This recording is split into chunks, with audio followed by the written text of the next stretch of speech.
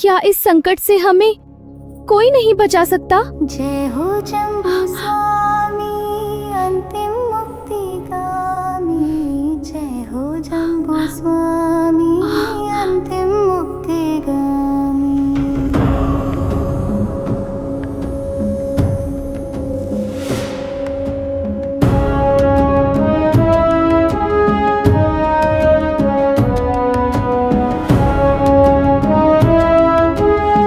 अब तक आपने देखा, जम्बू स्वामी ने निडरता से उन्मत्त हाथी को वश में किया। राजा श्रेणिक ने उन्हें दरबार में सम्मान दिया और रोज आने का न्योता दिया। फिर 4 सेठों ने अपनी 4 सुंदर बेटियों का रिश्ता जम्बू स्वामी के लिए भेजा और शुभ मुहूर्त में सगाई भी हो गई। अब आगे यह देखना है कि महायुद्ध का आगाज कैसे होने वाला है। एक दिन राजा श्रेणिक राजसभा में सिंहासन पर विराजित थे। इतने में अकस्मात आकाश मार्ग से दिशाओं में प्रकाश फैलाता हुआ एक विद्याधर आया। विमान को ठहराकर वह नीचे उतरा। सभा में राजा श्रेणिक के पास जाकर नमस्कार किया और विनय सहित कहने लगा, हे राजन, सहस्त्र श्रृंग नाम का एक उत्तम पर्वत है जहाँ विद्याधर मनुष्य रहते हैं। उसी पर्वत पर मैं भी दीर्घ काल से सुख पूर्वक रहता हूँ। मेरा नाम गगन गति है। हे राजन, मैं आपके संबंध में एक आश्चर्यकारी बात को कहने आया हूँ। मलयाचल पर्वत के दक्षिण भाग में केरल नाम का नगर है। उस नगर का राजा मृगांक और रानी मालती लता है। वो मेरी बहन है। उन्हें विशालवती नामक सुंदर कन्या है। एक दिन मृगांक राजा ने अवधि ज्ञानी मुनिराज से प्रश्न किया, हे दयासागर, मुझे कई दिनों से ये चिंता सता रही है। क्या मेरी पुत्री का शेष जीवन धर्म में व्यतीत होगा? क्या उसे धार्मिक पति मिलेगा? कृपा करके बताइए। राजन, चिंता करने की कोई बात नहीं है। राजगृह नाम के रमणीक नगर में राजा श्रेणिक हैं, जो कि धर्म में सदैव तत्पर रहते हैं। वही तुम्हारी पुत्री विशालवती का वर होगा। मुनिराज के वचन सुनकर राजा ने वह कन्या आपको देना निश्चित किया। किंतु जब ये खबर दुष्ट राजा रत्नचूल को लगी, तब उसने राजा मृगांक के पास दूत भेजा। यदि अपनी कुशलता चाहते हो तो तुम्हारी कन्या विशालवती का विवाह मेरे साथ कर दो। दूत, जाकर अपने स्वामी से कह दे कि कन्या तो राजा श्रेणिक को दे चुका हूं, सो अब किसी दूसरे को नहीं दी जा सकती। तब दूत ने राजा रत्नचूल के पास आकर सब हाल कहा। इस बात को राजा रत्नचूल ने अपना बहुत अपमान समझा और क्रोधित हुआ।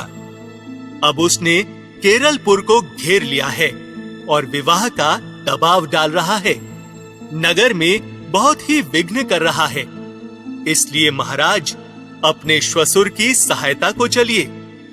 मृगांक राजा भी भय से पीड़ित होकर अपने किले के भीतर ठहरकर किसी तरह अपने प्राणों की रक्षा कर रहे हैं। आपकी सहायता मिलने पर वे भी अपनी शक्ति अनुसार युद्ध करेंगे। लेकिन हे राजन, वह रत्नचूल बहुत ही पराक्रमी और बलवान है। उसके पास सेना भी बहुत है। अरे मूर्ख, तू क्या वचन बोल रहा है?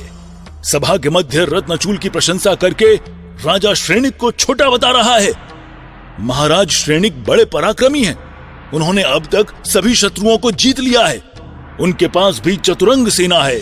हे कुमार, तुम अभी बालक हो, युद्ध के विषय में नहीं समझते। वो स्थान यहाँ से सैकड़ों योजन दूर है। मार्ग अत्यंत विषम है। संपूर्ण चतुरंग सेना वहां ले जाकर जाना संभव नहीं है।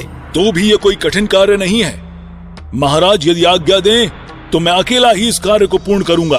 अरे बालक, क्यों मौत को गले लगाना चाहते हो?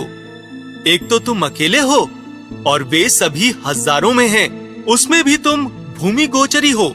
वे सभी आकाशगामी योद्धा हैं। उनके साथ तुम्हारी समानता कैसे हो सकती है? तुम उन्हें युद्ध में कैसे हरा पाओगे? व्यर्थ प्रलाप करना बंद करो। अग्नि का एक कण भी काष्ठ के समूह को क्षण भर में ही भस्म कर देता है। सिंह का बालक भी क्षण मात्र में मदोन्मत्त हाथी का कुंभ स्थल विदार डालता है।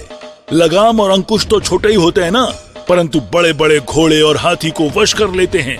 रही बात भूमि गोचरी और विद्याधरों के बराबरी की, रावण 3 खंड का अधिपति और विद्याधरों का राजा था तथा प्रभु श्री राम और लक्ष्मण भूमि गोचरी ही थे। फिर भी वे उस रावण को जीतकर सीता को ले आए। रे विद्याधर, इससे छोटे वस्तु को कभी हीन न समझना। महाराज, मुझे आज्ञा दीजिए, मैं अकेला ही उस अन्यायी रत्नचूल का मद चूर्ण कर राजकन्या विशालवती को आपके पास लेकर आऊंगा। जम्बू स्वामी के साहस भरे वचन सुनकर संपूर्ण सभा तथा राजा श्रेणिक भी आनंदित हो गए। उन्होंने जम्बू स्वामी को अकेले ही युद्ध पर जाने के लिए बीड़ा दे दिया।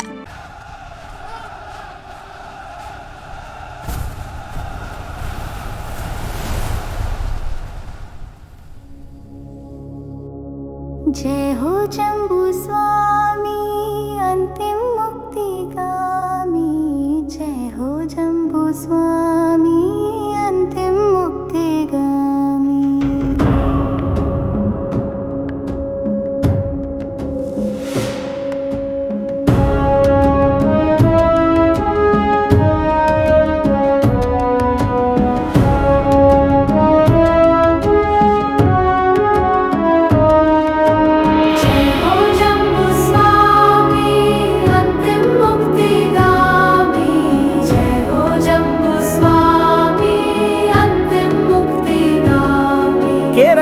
कन्या की काम वासना रत्नचूल को डूबा देगी, पर नारी संग है प्रीति तो दुर्गति ही निश्चित होगी।